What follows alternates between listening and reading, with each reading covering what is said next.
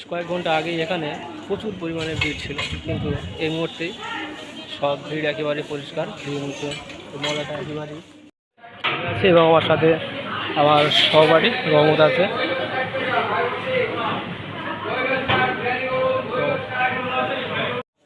আসসালামু আলাইকুম, কেমন আছেন সবাই?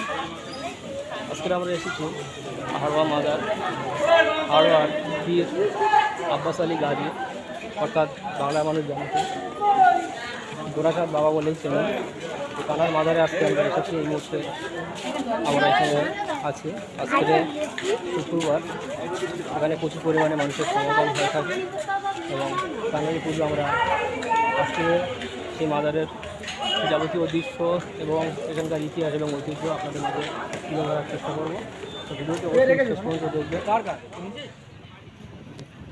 এখন আমরা আছি পোলেরহাট। পোলেরহাট তিমাত্রা থেকে আমাদের যেতে হবে সামনগরের দিকে।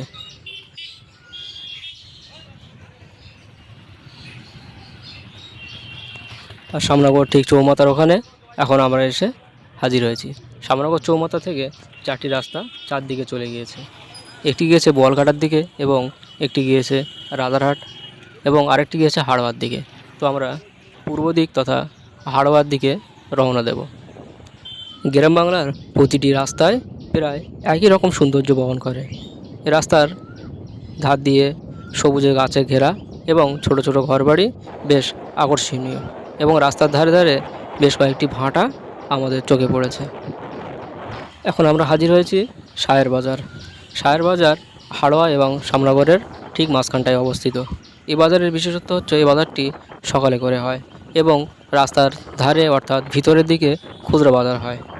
এই বাজারে প্রচুর পরিমাণে পটল বিক্রি হয়। এই বাজারটি বিশেষ করে পটলের জন্য বেশ জনপ্রিয়। আশেপাশের সমস্ত জায়গা থেকে ক্রেতারা আসে পটল কিনতে।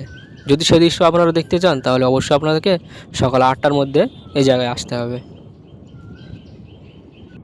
হাড়োয়ার ঠিকই আগে এরকম ফাঁকা খোলামেলা পরিবেশ বেশ আকর্ষণীয়।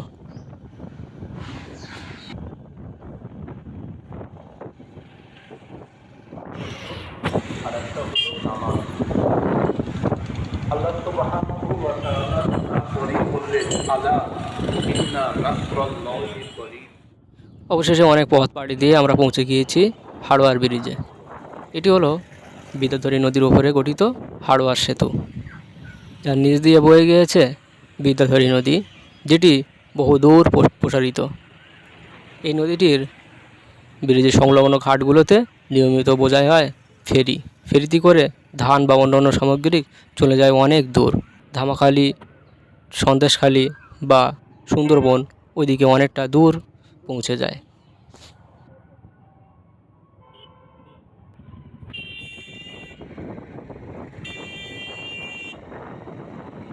বন্ধুরা, অবশেষে আমরা পৌঁছেছি হাড়োয়া মাজারে প্রবেশের মেন গেট, অর্থাৎ রাস্তা দিয়ে নেবেই যে প্রধান গেট, সেই গেট দিয়ে প্রবেশ করে নজরে পড়বে অনেক দোকান পাশারি। নানা রকম সামগ্রিক নিয়ে তারা নিয়মিত এখানে কেনাবেচা করে। বিশেষ করে আজ শুক্রবার, তার জন্য এখানে ভিড় একটু বেশি এবং চলছে জোর কদমে কেনাবেচা।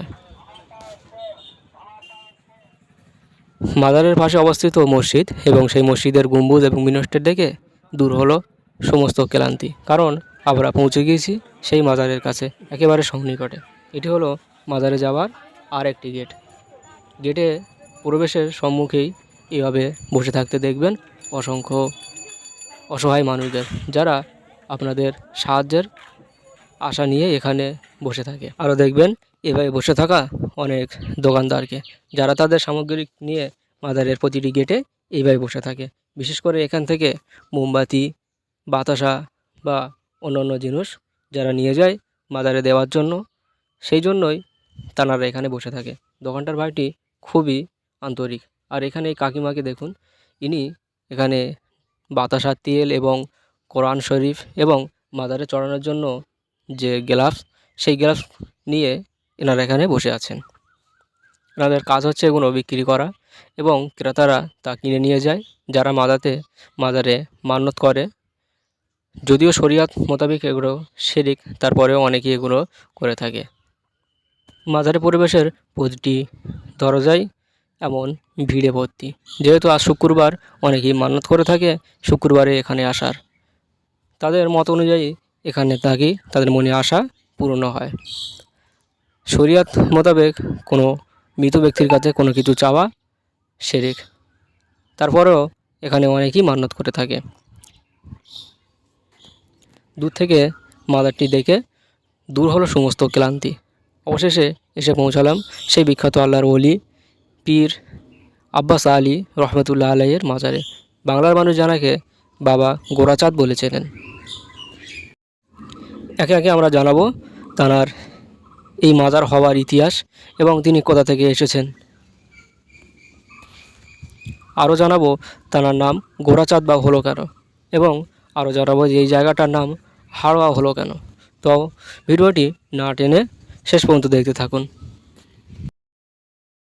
হুজুরের পুরো নাম সৈয়দ আব্বাস আলী রহমতুল্লাহ আলাই ওরফে পীর গোরাচাঁদ। তাঁর জন্ম 1265 খ্রিস্টাব্দে সৌদি আরবের কোরাইশ গোত্রে। তিনি মৃত্যুবরণ করেন 1345 খ্রিস্টাব্দে দক্ষিণ 24 পরগনা জেলার ভাঙড়ে।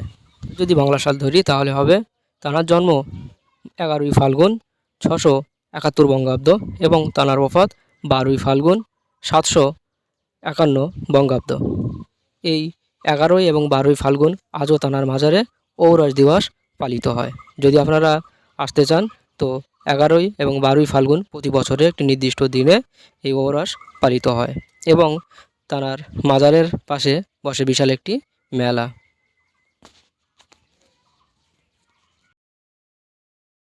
রসুলুল্লাহ সাল্লাল্লাহু আলাইহি সাল্লামের আদেশে খাজা মঈনুদ্দিন চিশতি আজমিরি হুজুরে আসেন এই ভারতের বুকে দ্বীন ইসলামের প্রচার করতে। সেই খাজা হুজুরের সঙ্গে আসে 22 জন তাঁর পীর ভাই। সেই 22 আউলিয়ার মধ্যে একজন হলেন শাহজালাল রহমতুল্লাহ আলাই, যিনি বর্তমানে বাংলাদেশে শায়িত আছেন। সেই শাহজালাল রহমতুল্লাহ আলাইয়ের দায়িত্ব ছিলেন এই বাংলার জমিনে, এবং সেই শাহজালাল রহমতুল্লাহ আলাইয়ের টিমের অন্তর্গত ছিলেন এই হাড়োয়ার পীর সৈয়দ আব্বাস আলী গাজী রহমতুল্লাহ আলাই।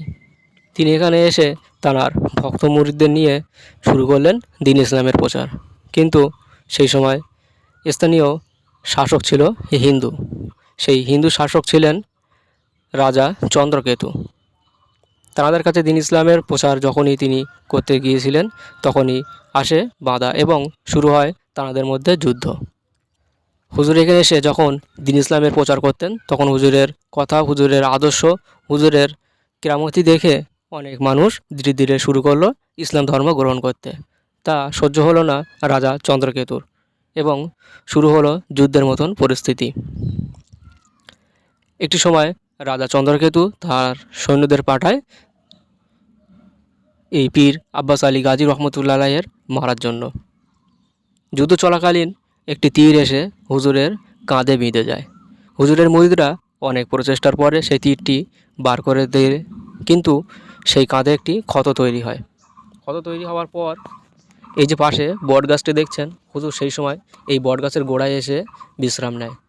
এই বিস্তীর্ণ এলাকা সেই সময় ছিল গভীর জঙ্গল, তেমন কোনো মানুষের আসা যাওয়া ছিল না এখানে। আর এই হাড়োয়ায় ছিলেন একটি বিশাল বড় ঘোষ, জানার ছিলেন শতাধিক গরু। সেই গরুগুলো চড়ানোর জন্য নিযুক্ত ছিল অনেকগুলো রাখাল। একটি রাখাল তার গরুর পালকে নিয়ে এই জঙ্গলে আসতো নিয়মিত ঘাস খাওয়ানোর জন্য। কিন্তু একটি সময় দেখা গেল যে সেই রাখালের গরুগুলো যখন ঘাস খাওয়ার পর গোয়ালে ফিরে যেত তখন দুধ পূর্বের তুলনায় অনেক কম হচ্ছিল। তখন সেই রাখালটি ভাবলো এমন হওয়ার কারণটা কি।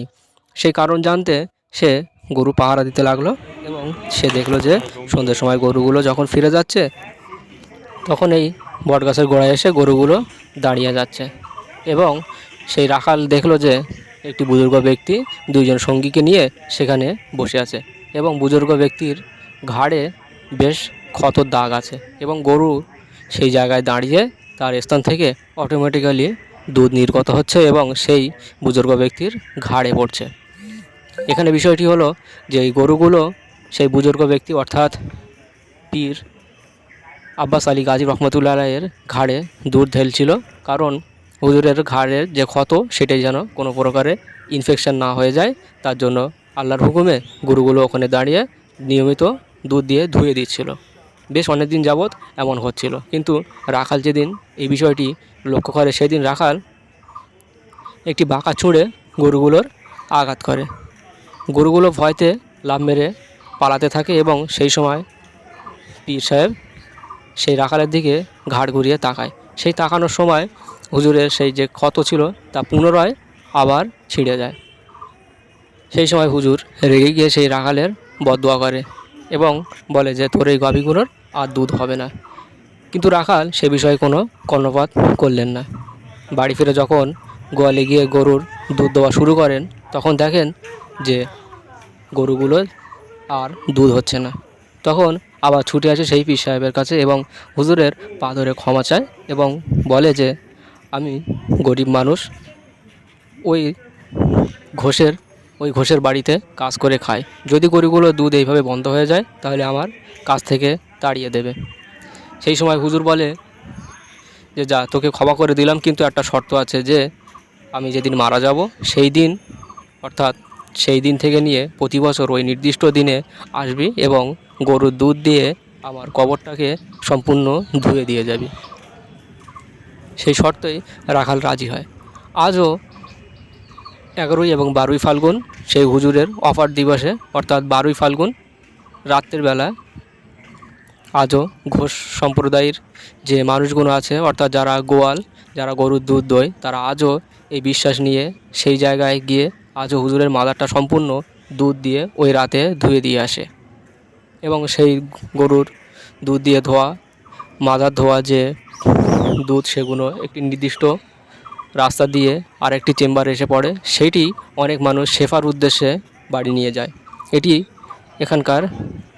এটি হলো হুজুরের সেই জীবনের শেষ কেরামতি। বন্ধুরা, আরও জানিয়ে রাখি, এই জায়গাটির পূর্ব নাম ছিল বালন্ডা। সেই বালন্ডা থেকে হলো হাড়োয়া, অর্থাৎ হুজুরের সমাধিস্থল এখানে এই বিদ্যাধরী নদীর পাশে এই জঙ্গলে হওয়ার কারণে, অর্থাৎ হুজুরের হাড় এখানে পোঁতার কারণে প্রাথমিক অবস্থায় স্থানীয়রা এই জায়গাটির নাম দেয় হাড়গাড়া। সেই হাড়গাড়া থেকে পরবর্তীতে হয় হাড়োয়া। দক্ষিণ চব্বিশ পরগনা জেলার অন্তর্গত এই হাড়োয়া বিধানসভার এই জায়গাটি বর্তমানে হাড়োয়ার পীর সাহেবের দরগা হিসাবে বেশ পরিচিত।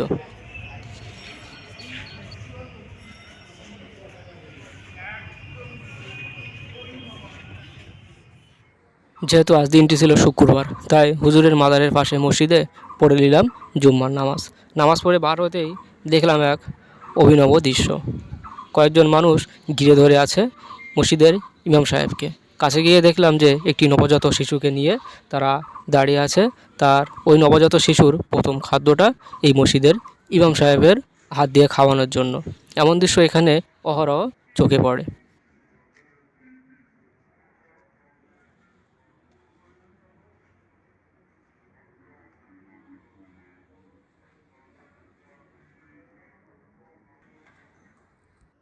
পাশের এই মসজিদটি বেশ সুন্দর। 3 তলা বিশিষ্ট এই মসজিদটির কারুকার্য বেশ নান্দনিক। এই পিলিয়ারগুলোই এই মসজিদের গাম্ভীর্যতা বহন করে। খুবই শান্তিদায়ক একটি জায়গা। এখানে নামাজ পড়ে বেশ ভালো লাগলো। মাজারের পাশেই অবস্থিত এই বট গাছটির বিশালত্ব অনেক বেশি। এই গাছের বিশালত্ব দেখলেই বোঝা যায় গাছটি অনেক পুরাতন একটি গাছ এবং সেই হুজুরের সময় থেকে নিয়ে আজও পর্যন্ত দাঁড়িয়ে আছে হুজুরের মাজারের ঠিক পাশেই। হুজুরের জীবনীতি জানা যায় যে রাজা চন্দ্রকেতুর রাজত্বকালে আখানন্দ এবং বাগানন্দ নামে 2 জন রাক্ষস ছিল। তারা রাজার রাজত্বে বেশ ক্ষতি তসরূপ করে বেড়াতো। সেই ক্ষতি তসরূপ এড়াতে রাজা চন্দ্রকেতু একটি পন্থা অবলম্বন করেন। বছরের নির্দিষ্ট একটি রাতে একটি করে মানুষ পাঠানো হতো সেই আখানন্দ এবং বাগানন্দর খাদ্য হিসাবে। যেহেতু আখানন্দ এবং বাগানন্দ ছিল নরখাদক রাক্ষস, ঠিক এমন অবস্থায় পীর আব্বাস আলী গাজী রহমতুল্লাহ আলাই এই সময় এসে এক বৃদ্ধার বাড়িতে রাত্রে থাকার জন্য আশ্রয় চায়। বৃদ্ধটি থাকার জন্য আশ্রয় দিলেও বেশ কান্নাকাটি করছিলেন। সেই সময় পীর আব্বাস আলী সেই বৃদ্ধা মাকে জিজ্ঞেস করেন যে আপনি কান্না করেন কেন? তখন ওই বৃদ্ধা মা বলে যে আমার একটিমাত্র সন্তান এবং সেটিও আজকের রাজার আদেশে ওই বাকানন্দর কাছে পাঠাতে হবে। বাকানন্দ আমার ওই সন্তানকে আজকের খেয়ে ফেলবে। এই মনের কষ্টে আমি কাঁদছি। সেই সময় হুজুর বলেন যে আজকের রাত্রিরে আপনার সন্তানের জায়গায় আমরা ওই ঘরে থাকবো, আপনি নিশ্চিন্তে ঘুমিয়ে পড়েন। যখন রাত্রিরে আকানন্দ এবং বাকানন্দ মানুষ খাওয়ার জন্য ওই ঘরের দিকে আসে এবং ঘরে ঢুকতেই দরজায় জোরে ধাক্কা মারে, হুজুরের সঙ্গে যারা ছিল, হুজুরের সঙ্গে দুজন মুরিদ ছিল, দরজাটা সাথে সাথে খুলে দেয় এবং একজন হুমড়ি খেয়ে ঘরের মধ্যে পড়ে এবং হুমড়ি খেয়ে ঘরের মধ্যে পড়ার সাথে সাথে আর একজন হুজুরের সঙ্গী একটি বড় তলোয়ার নিয়ে সেই আকানন্দর ঘাড়ে কোপ মারে এবং শরীর থেকে মাথাটা সম্পূর্ণ আলাদা হয়ে যায়। এই দৃশ্য দেখার সাথে সাথে বাকানন্দ সেখান থেকে চিরতরে দৌড়ে পালিয়ে যায়। আজও সেই বাকানন্দর কোনো খোঁজ পাওয়া যায়নি বলে জানা যায়। আর পরের দিন সকালে যখন এই ঘটনাটি জানাজানি হয়, সেই সময় সকলেই ভাবে যে হুজুর হয়তো কোনো বড় মাপের পালোয়ান, কিন্তু হুজুর পরিষ্কার জানিয়ে দেয় যে আমি কোনো বড় মাপের পালোয়ান নই, বরং এটি আল্লাহ পাকের হুকুমেই সব কিছু সম্ভব হয়েছে। আমি সেই আল্লাহর ইবাদত করি যিনি সব কিছুই করতে পারেন, যিনি সব কিছু করার ক্ষমতা রাখেন। তখন মানুষের মধ্যে ইসলামের প্রতি একটি আকর্ষণ আসে এবং ইসলাম প্রচারের হুজুরের যে নীতি আদর্শ ছিল সেগুলো হুজুর আস্তে আস্তে সেগুলো অবলম্বন করতে থাকে এবং পরবর্তীতে ধীরে ধীরে আরও বেশি পরিমাণে মানুষ ইসলামের প্রতি অগ্রসর হয় এবং হুজুরের হাত ধরে দ্বীন ইসলামের পথে ফিরে আসে। তৎকালীন সময়ে হুজুরের প্রতি মানুষের যে ভক্তি ভালোবাসা ছিল তা আজও বিদ্যমান। ভেবেছিলাম মাজারের ভেতরে গিয়ে মাজারের দৃশ্য আপনাদেরকে দেখাবো, কিন্তু সিঁড়ি দিয়ে উঠতেই বাধা পায় এই মাজারের যারা দায়িত্বে আছে তাদের কাছ থেকে। তারপরও ভেতরের কিছু দৃশ্য আপনাদেরকে দেখিয়েছি, যেটি আমরা আগে সংগ্রহ করে রেখেছিলাম। এটি হলো সেই হুজুরের মাজার। এখানে এইভাবেই নিয়মিত লাল সবুজ বিভিন্ন চাদর দিয়ে ঢাকা দেওয়া থাকে হুজুরের সেই মাজার, অর্থাৎ হুজুরের সমাধিস্থলটি। এখানে পরিষ্কারভাবে লেখা আছে মোমবাতি ধূপবাতি জ্বালানোর নিষেধ। তারপরেও এখানে শুধুমাত্র মুসলিম নয়, ভিন ধর্মী মানুষরাও এসে থাকে এবং তাদের ভক্তি ভালোবাসার প্রতি হিসেবে তারা এগুলো জ্বালিয়ে থাকে। যদিও ইসলাম ধর্ম অনুযায়ী এগুলো শিরকের মধ্যে পড়ে, তারপরেও এইভাবে তারা তাদের হুজুরের প্রতি যে ভক্তি ভালোবাসা সেটি দেখিয়ে থাকে। মাজার জিয়ারত এবং নামাজের পর আমরা চলে আসলাম ক্লান্তি দূর করার জন্য কিছু খেয়ে নিতে। মাজারের সামনে এই ধরনের অনেক হোটেল আপনাদের চোখে পড়বে। এই যে হোটেলটি দেখছেন এটি মাজারের একদম সামনেই। এখানকার হোটেলের যিনি মালিক খুবই আন্তরিক, আমাদেরকে সব কিছু খুলে দেখিয়ে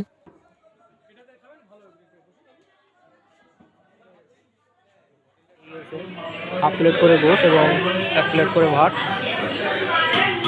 মূল্য খুবই কম, মাত্র 60 টাকার মধ্যে আপনারা খেতে পারবেন।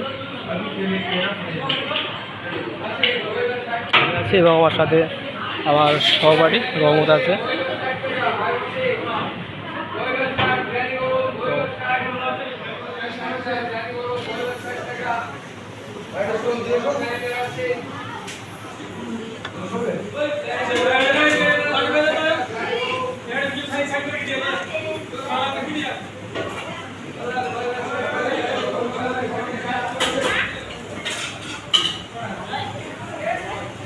তরকারির স্বাদটি খুবই ভালো। আপনারা এখানে যদি আসেন তো খাবার জন্য এই হোটেলগুলোয় আসতে পারেন, কোনো সমস্যা নেই। এনাদের আন্তরিকতার মনোমুগ্ধকর। কয়েক ঘন্টা আগেই এখানে প্রচুর পরিমাণে ভিড় ছিল, কিন্তু এই মুহূর্তেই সব ভিড় একেবারে পরিষ্কার, ভিড় মুছে মজাটা একেবারেই সাফ হয়ে গিয়েছে। তো এখন বাজারটা আরও অনেক সুন্দর লাগছে।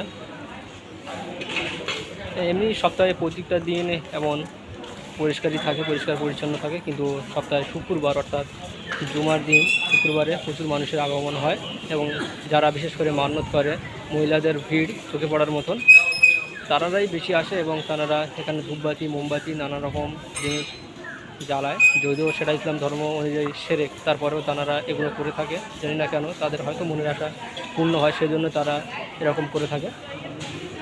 তো এখন দেখুন মাজারটা একেবারেই পুরোপুরি খালি, পুরো পরিষ্কার হয়ে গেছে, মানুষের একদম ভিড় কম। এবং ভিডিওর শুরুতে আমরা দেখিয়েছিলাম প্রচুর পরিমাণে মানুষের সমাগম, মানুষের ভিড়। সেই ভিড়টা এক্ষুনি আর নেই। প্রতিটি প্রবেশ দ্বার, প্রতিটি জায়গা, সব কটা জায়গা একেবারে ফাঁকা হয়ে গিয়েছে এবং পরিষ্কার পরিচ্ছন্ন করে এনারা, এখানে যারা দায়িত্বে আছে তারা সম্পূর্ণভাবে এগুলো পরিষ্কার করে দিয়েছে। তো পড়ে আছে শুধু সেই স্মৃতিগুলো, যেগুলো কিছুক্ষণ আগে মানুষ করে গিয়েছিল। এটি হলো সেই বিদ্যাধরী নদীর ফেরিঘাট। এখন জোয়ার এসে গেছে, তাই পানিগুলো আস্তে আস্তে বাড়তে শুরু করেছে এবং প্রচুর পরিমাণে শ্যাওলা এখানে ভর্তি হয়ে গিয়েছে। এবং ওই ধারে একটা বোটে করে মাল বোঝাই হচ্ছে। এখান থেকে ফেরি করে আপনি সুন্দরবন বা ধামাখালি, সন্দেশখালি ওইদিকে যেতে পারবেন। এখান থেকে অনেক ফেরি যেয়ে থাকে ওইদিকে।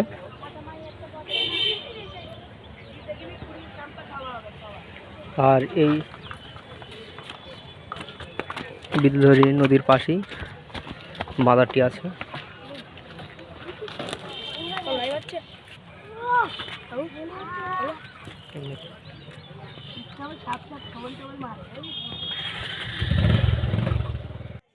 এবার বলি হুজুরের নাম গোরাচাঁদ হলো কেন।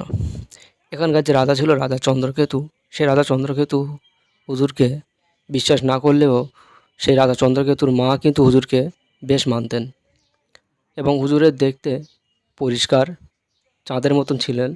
তাই সেই রাজা চন্দ্রকেতুর মা হুজুরকে গোরাচাঁদ বাবা বলেই ডাকতেন। সেই অনুযায়ী স্থানীয়রা আজও এই পীর সাহেবকে গোরাচাঁদ বাবা বলেই চেনেন। এখানে শেষ করছি, আবার পরবর্তীতে কোনো একটি ভিডিও নিয়ে আবার আলোচনা করব। তো এই মাজার থেকে আজকের মতন বিদায় নিচ্ছে, আবার দেখা হবে। ভালো থাকবেন। চ্যানেল নতুন হলে অবশ্যই চ্যানেলটি সাবস্ক্রাইব করবেন এবং অল নোটিফিকেশান অন করে রাখবেন। এবং আমাদের ভিডিও যদি ভালো লাগে থাকে বন্ধুদের মাঝে বেশি বেশি করে শেয়ার করবেন, যাতে আমরা এই ধরনের ভিডিও করতে আরও বেশি আগ্রহী হই। তো ভালো থাকবেন সবাই, বিদায় নিচ্ছে আজকের এখান থেকে। ধন্যবাদ সকল।